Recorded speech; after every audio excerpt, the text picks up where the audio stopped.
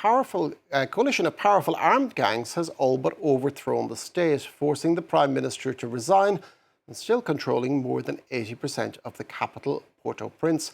Fleeing the violence, more than 160,000 Haitians have been displaced in the capital region alone, and they're struggling to get by in a country where many government institutions have collapsed. This report from France 24's Catherine Norris-Trent and Romeo Langlois. This is, or was, the Communications Ministry in Haiti.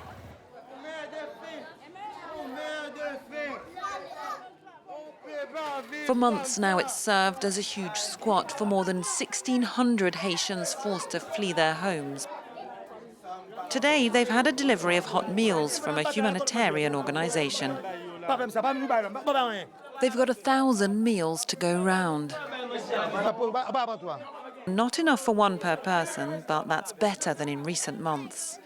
They want to take 2 or 3 meals because they're starving.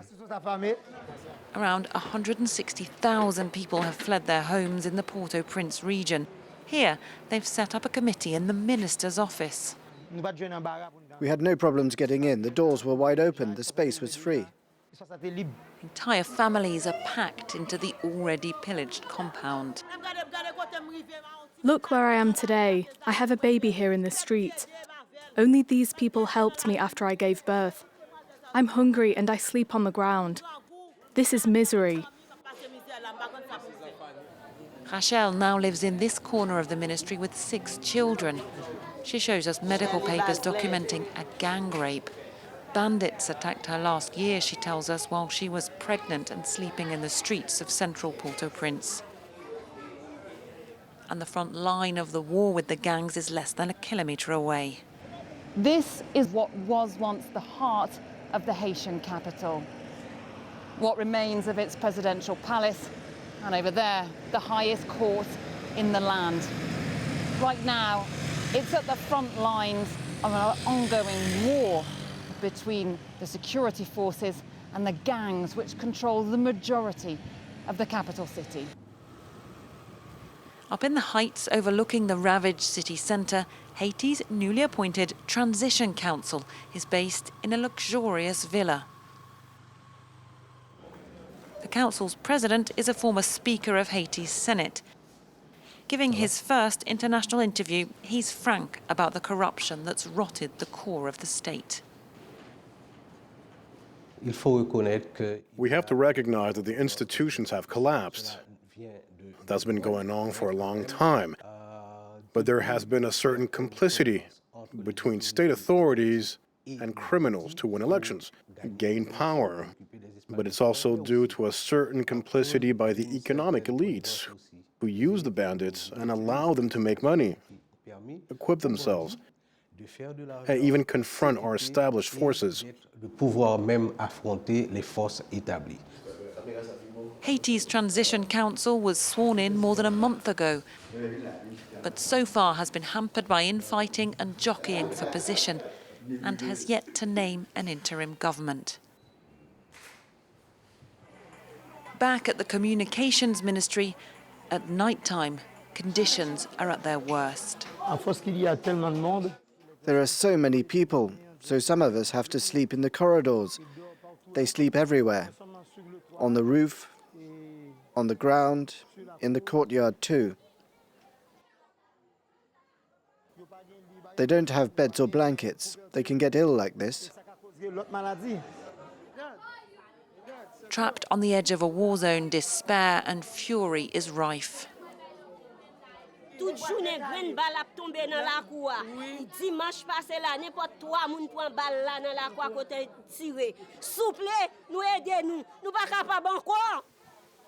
A desperate plea for help from someone, anyone in charge. For more on this, I can bring in Dr. Amalendu Misra, Professor of International Politics at Lancaster University.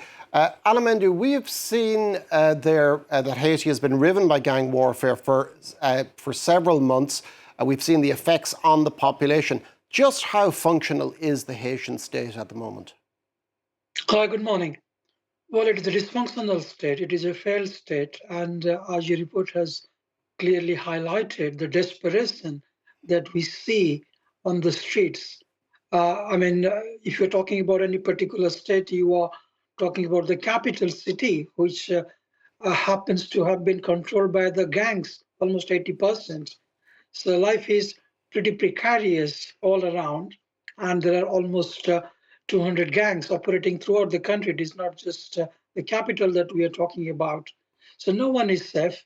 The health care sector, the education sector, the transportation, everything has been brought to a standstill because of the gang operations. And to make matters worse, you can't even get in and get out of the country because the ports and the airports are controlled by the gang members. So the stranglehold basically is the tentacles like that of octopus, which kind of slowly choking the country and its helpless citizens. Who exactly are these gangs? We've seen quite a few reports about some of the major figures, but who makes up the gangs themselves? Well, let's talk about the situation on the ground in Haiti. It's an extremely poor country. In fact, the poorest in the Western Hemisphere, and it has been like that for quite a while. To make matters worse, they have experienced several different natural calamities, and the standard of living is abysmal. To make matters worse, there is no job, there is no gainful employment, and Haiti produces very little in terms of selling things in the international market. So, in that particular precarious scenario, are individuals who are sort of running amok, so to speak, to eke out a living. And gangland violence has become an effective method of employment for Haiti's youth population. And we are talking about almost 200 gangs operating across the country. They're all autonomous, but in Port-au-Prince, we have got two separate federations of gangs led by two specific individuals who are terrorizing the masses. And I think one of the respondents in the clip that you had just shown a little earlier demonstrates the ferocity of their attack on civilian population. And the gangs have been calling for a place at the negotiating table. If they were to be integrated into an interim government, would this ease the problem in Haiti, or would it actually just make a country where corruption is such a major problem even worse? Well, to begin with, the gangs are a part of the corruption process in Haiti. They have been co-opted by various governments in the past several years. In fact, the very gang culture was introduced into the country by Papa Doc Duvalier, where he had this Tonton Makut, who sort of went about terrorizing the masses, killing almost 70,000 people during his reign. So they have been the power brokers in the country for as long as one could remember in Haiti's modern history. So they have been co-opted by politicians, they are the power brokers, the business people want them, everyone provides them with patronage. And that is the reason why they have become such an indispensable force. So when you're talking about a transitional council, when you're talking about moving forward, you simply cannot isolate one of those key actors from the process of governance. So although it might be a very difficult pill to swallow, by keeping the gangs out of any kind of meaningful discussion on Haiti's future would be kind of counterproductive. So yes, it is hard to kind of negotiate with the devil, so to speak, but we have to bite the bullet and make space for them because they are the real power brokers. And as we see, the picture of the one of the key gang leaders, Cerisier, has openly declared that if they are not a part of any kind of interim or future process of governance, then they're going to rock the boat. So I think we have to be a bit compromising in that specific context and give space to them, or however hard or however unpalatable it may seem at the moment. And we're going to see the start of a new intervention force, which is intended, an international intervention force, which is intended to restore order to Haiti. Haiti does not have a very happy experience with international intervention forces in the past. Do you think this time it's going to be any different? Well, I think you've answered it for me already.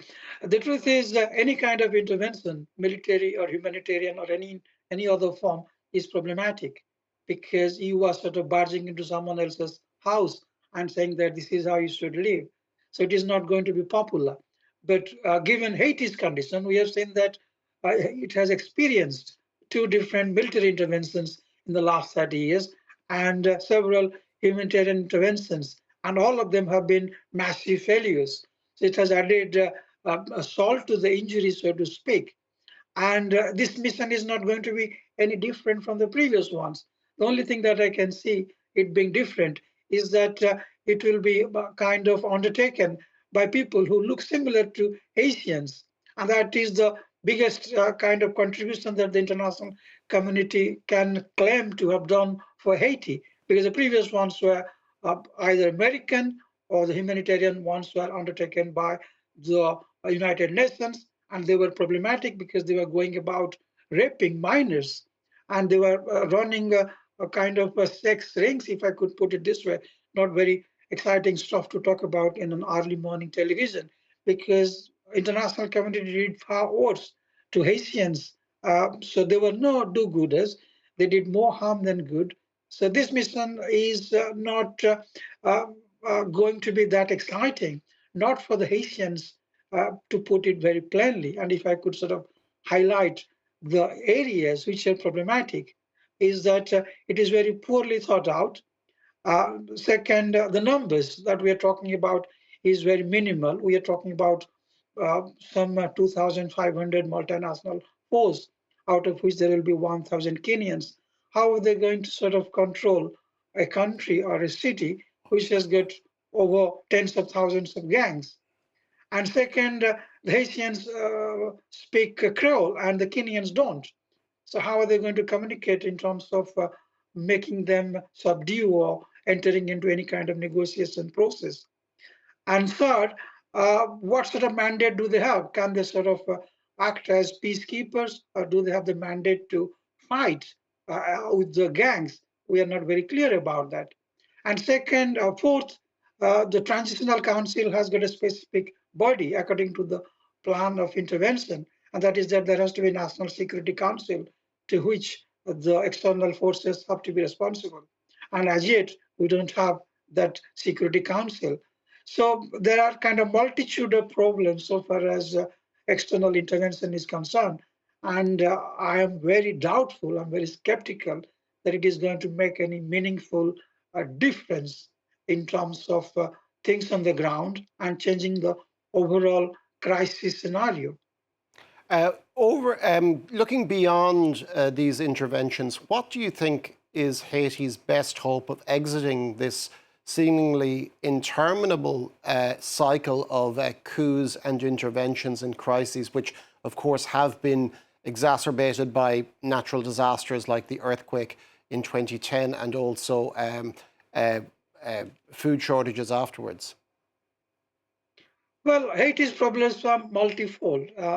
We have talked about the gangs, we have talked about the natural disasters, but it also has issues with structural problems. It is an extremely poor country, and it has been drained of its resources because of several different practices, colonial practices, then the corruption in the country. So we have to have a kind of root and branch transformation, and it has to come from Haitians themselves. The external actors can help, but that help has to be only in the domain of economic assistance. So Haitians have to take stock of their own challenges and scenarios. And as your report rightly pointed out, the interim government, the transitional government that we have, is jockeying for power. They also can't come to terms with as to how best they can move forward.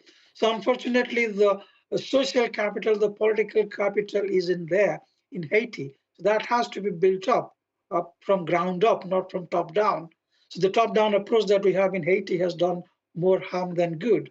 So the Haitians, as a kind of community of individuals, as one of very proud peoples, Let's not forget that this is the country which can gain its independence through slave revolt, and they can do much more.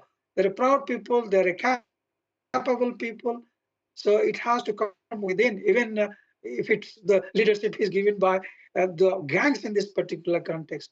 So the structural changes are pivotal, they are fundamental, and no amount of kind of window dressing through this kind of minimal military or police intervention from external actors is going to make a massive difference.